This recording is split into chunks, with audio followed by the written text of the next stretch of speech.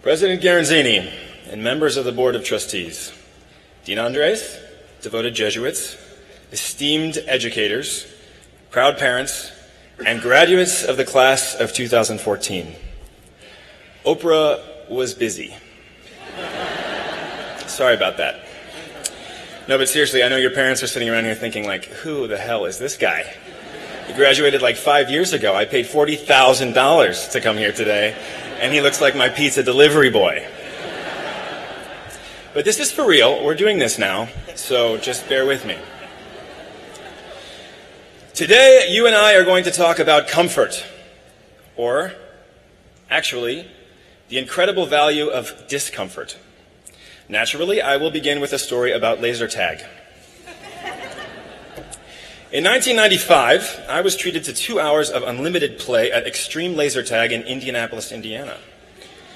In case some of you aren't as geeky as I am, and you probably are because science, this is how things began. 2 or 3 teenagers corralled about 40 jittery children, mostly boys, into a small room with a roll-up door at one end and a row of futuristic-looking weapons on the wall, all sort of blinking and beeping in the most exciting way. And each little warrior donned their gear as we sat anxiously on the benches around the room, sizing each other up. The leader of the pack of the teenagers grabbed the microphone. General Zorb has placed you into 2 opposing armies, the red team and the blue team. You will win this test of strength and save the galaxy by disabling your opponent's battle station. No running. And there I was, caught up in the prepubescent mess of world-conquering, over-sugared preteens, released into a magical and, I'll say, terrifying, warehouse full of smoke and strobe lights. I ducked and rolled and climbed my way onto the top of an elevated platform with a ramp at the far end. I could see everyone from there, but unfortunately they could also see me, so I ran. I ran as fast as I could, shooting and ducking down the ramp, back to the base, blood rushing in my ears, wind whip. At that point, I blacked out.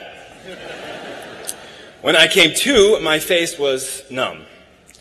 The music had stopped, all of the lights were on, and the once glorious battlefield now looked a lot like the spray-painted interior of a gutted strip mall bowling alley, which it was. I propped myself up on my elbows and saw him, the boy I had run right into, nose broken, blood pouring down his face. He was sobbing so much that when an adult finally arrived and asked, "Who was running?" he could not protest as I casually offered, "Oh, he was." The look in his eyes, confusion, betrayal, they carted him off without a hint of sympathy. I walked into the lobby, a little later, perfectly unharmed, and there he was, sort of a mess of blood, standing next to his dad who was filling out insurance paperwork, surrounded by like 20 or 30 of his friends because it was his birthday party. I can still remember the snapping sound that the scalloped plastic container made as his mother repackaged his store-bought birthday cake, like the final blow to the final nail in his coffin of shame.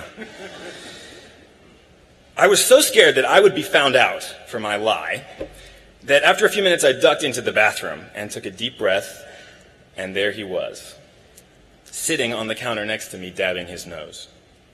Just he and I, all alone. This incredible sea of unspoken words between us. And this was the moment, I thought to myself, to make things right. At least to offer him some token consolation, a quiet indication that I really did know that I was being a total asshole. And he stared right into my eyes, and he took a deep breath, and he said, "You ruined my birthday party." And I turned and left. And that's it. That's the end of the story. There's no clean resolution, no last-minute redemption. And now everyone that invited me to speak here is turning around at each other like, whose idea was this again? Well, this wonderful, terrible story has a point. And as I promised at the beginning, the point has to do with discomfort.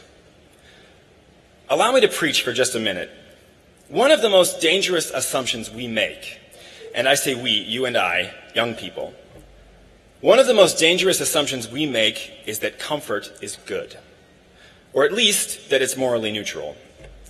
That comfort, the experience of pleasure, or even worse, the pleasure of not experiencing at all, is something we deserve, or at least something that we should take advantage of when we can. If you're not wearing pants under your gown today, you know who you are. I almost cut that joke. It was okay, though.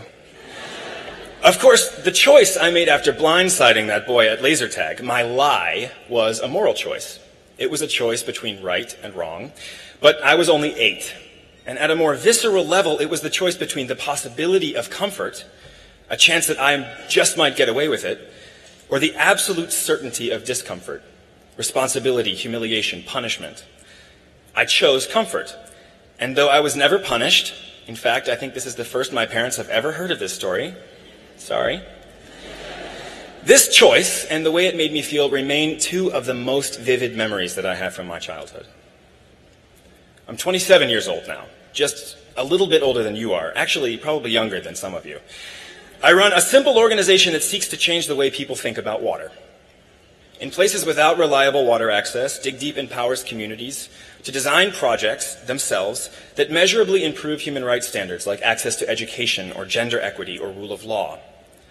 In places that already have access to clean water, countries like this one, we help communities better understand and care for their water resources so that they'll last. I don't have a TV show or a fancy office or $1 million. We're here at Loyola, one of the most prestigious Jesuit universities in the world, where many of you are already smarter and more accomplished and, like I said, older than I am. But if my limited experience yields a single piece of advice, it is this one. Get uncomfortable. The minute you leave the safety of this place, the world will tempt you, even beg you to be comfortable. And the stakes quickly become higher than ruining someone's birthday party.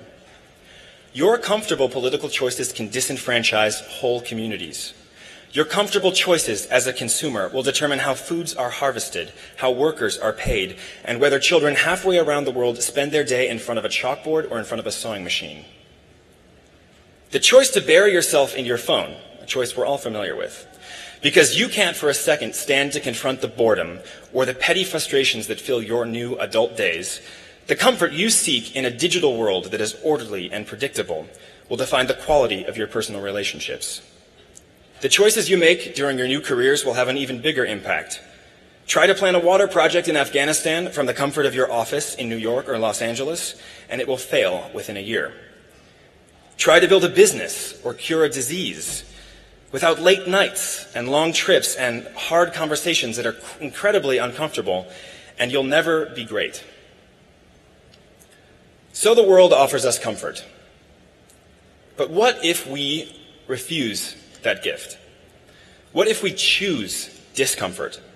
What if we launch headfirst into that scary, unpredictable place where we do more than we need to, even more than we have to? What does it look like to get uncomfortable?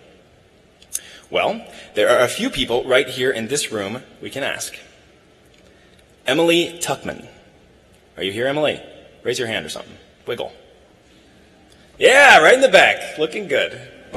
Emily, you spent every summer of your free time in northern Michigan researching invasive plant species that threaten local habitats there. You love plants. And you're passionate about biology. Everybody sees it. But you've pushed your limits and challenged yourself to study medicine after undergraduate. You seem convinced that your expertise in plant biology, despite your professors recognizing you as one of the most intelligent, most dedicated field researchers in your class, you seem convinced that you won't be fulfilled until you can put that knowledge to work for other people. I hope you're blushing a lot. Medicine is uncomfortable. It will push you beyond what you can already do, and well, into a world that's infinitely more scary and uncontrollable and important. This is a good time to clap for Emily.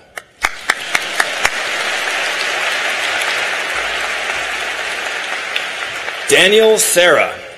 Daniel, you're here somewhere too, yeah? Ah, also in the back. I have terrible luck today. Daniel, you left active duty as a U.S. Marine in 2008 when I was still a junior here, at the height of the recession, when I was complaining about not being able to find a job that's interesting enough. You moved back to Chicago, joined the reserves, and began a college education, first at Harold Washington and eventually here at Loyola. You're known for your commitment to academics. I'm going to quote you. "I spent more than a year in Iraq, and my education is something I fought very hard for, literally, so I'm not going to squander it." Well, your academic success has been incredible, and you deserve every honor heaped on top of you today. But I'm more interested in the time that you found after 2 tours in the midst of a difficult readjustment to civilian life to run Loyola Student Veterans Association. You spent the last 4 years making Loyola a safe place for veterans, whose experiences and needs you really understand. You've taken a time most people focus so singularly on themselves and used every experience, every moment as a tool to make the transition into this life easier for other people. Incredible. And so we clap for you too.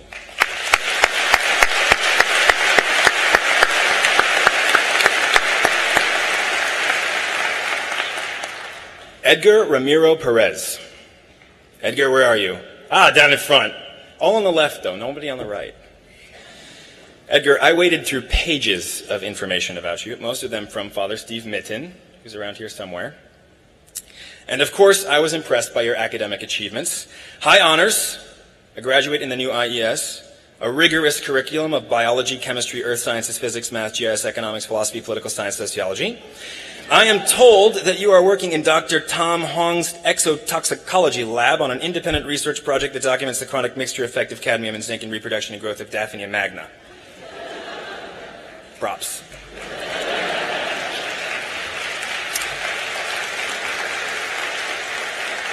But, Mr. Perez, those are the least of your accomplishments.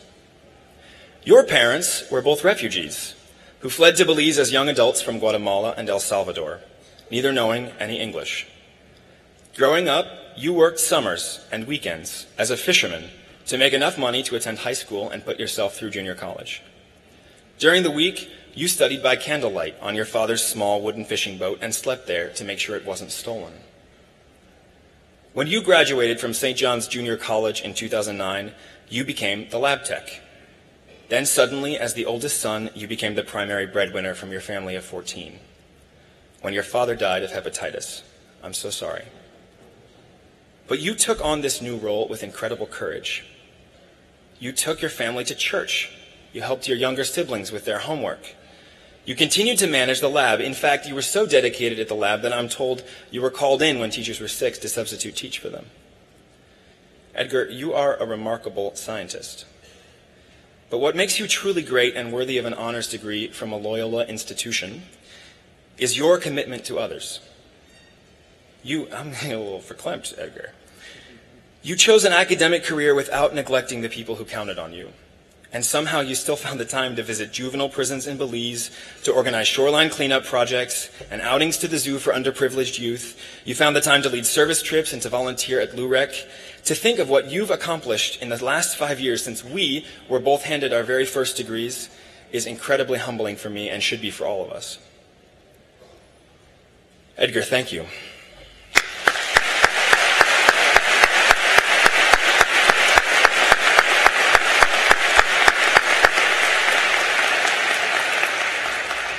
Would it have been so bad for any of these 3 classmates of yours to be satisfied with enough? If their stories had been half as long, they still would have made brilliant scientists and honorable veterans and hardworking immigrants. You see, most of the time we're faced with this choice between comfort and discomfort. It's not a choice between right and wrong. It's not as clear-cut as taking responsibility when you completely blindside someone in a game of laser tag. We're adults now. Most of the time, the choice to embrace discomfort, like Edgar did, is a courageous one. It takes courage to extend beyond what we should do to accomplish everything we can do. And here's a word that you've heard floating around during your 4 years here at Loyola: magis. Magis is the short form of a phrase St. Ignatius of Loyola used to challenge the people around him. What have I done for God? What am I doing for God? But what more can I do for him? Magis. What more? It's Ignatius's echo of the Virgin Mary's fiat, her yes, and his echo of Christ's willingness to go the lengths of the cross. What more? That phrase, what more, is such an uncomfortable one. It stretches us beyond what we've done, and really well, into this endless commitment of time and effort that it's difficult to see our way out of. And it's everything we should live for as a generation of young people. I decided to write this speech on the back of a motorcycle in Cameroon several months ago.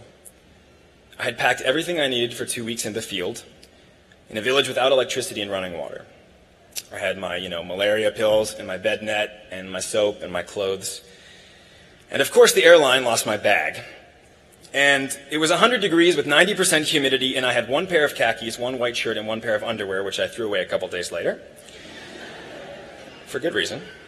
So I was on the back of this motorbike, without any underwear on, chafing terribly, sweating through my t-shirt and onto my driver, who didn't seem to mind. And I was dirty, and I was tired, and I was worried. Worried because I was visiting a village where the water project we'd been planning for a year still wasn't finished. Worried because I knew that disease rates were high, that people were struggling to support a project and maintain their farms, that when I arrived, I would be faced with more than dirty clothes, but with poverty. Abject, overwhelming, suffocating poverty. I was not thinking, oh, Magis, what more? I didn't want to arrive in that village. I didn't want to get off the bike and to be uncomfortable and to meet a whole new group of people who were uncomfortable too. But the minute we rounded the corner, in the middle of the night, maybe 3 o'clock in the morning, we were greeted with a fire, and with dancing, and with welcoming, and there was a beer, a hot beer, on an empty chair where I could rest for a moment as each person took the time to greet me, this perfect stranger. I looked down at my dirty clothes and I thought to myself, how uncomfortable it must be for them, getting up in the middle of the night, knowing that a day of work is still ahead. They had already proven their commitment to the project. They had already dug almost 30 kilometers of trenches by hand, but they weren't celebrating their own accomplishments. They were welcoming me. I was there, what's more. The most important kind of discomfort is the discomfort when we embrace relationships. Emily and Daniel and Edgar are remarkable, just like that village in Cameroon is, not because they accomplished something for themselves, but because their search for what more led them into a direct encounter with others. We all fear these relationships for the same reason. For that same reason I feared getting off the motorbike, or for that same reason I feared taking responsibility for that accident in Indianapolis. Because we fear suffering. We fear our suffering, and we fear the suffering of others. The irony, of course, being that in the places we choose to be uncomfortable, in many of the places we expect to find suffering, we will only find joy. Congratulations, and thank you very much.